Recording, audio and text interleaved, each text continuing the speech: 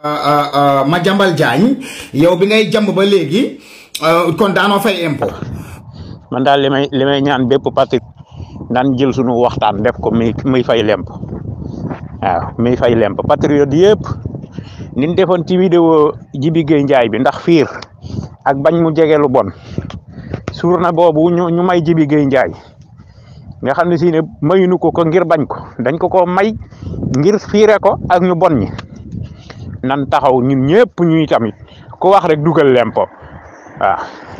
moom daal la waay wax bu waay vidéo na wax lemp fay lemp bu waay audio na wax fay lemp waaw bisu moom daal nañ def campagne diabolisation fay lemp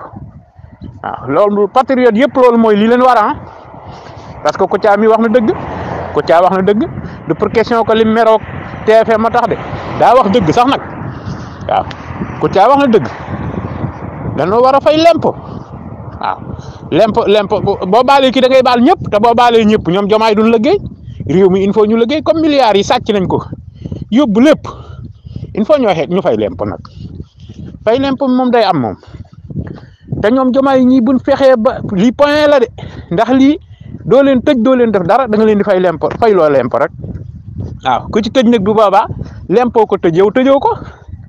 moo gën fay bàyyi leen fii ëllëg ñu ne waat putket di la wax lu bon ay lobby jóge fële di leen ko di leen financer ñi kii nan fay lempo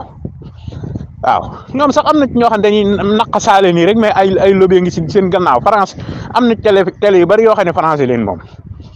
man leen ko fayal waaye il faut ñu yuuxu nii bàyyi ba mu kii ñu fayal leen ko nag ñu ba doxawaat commencé di fen waaw nan fay daal ak lu mën a xew.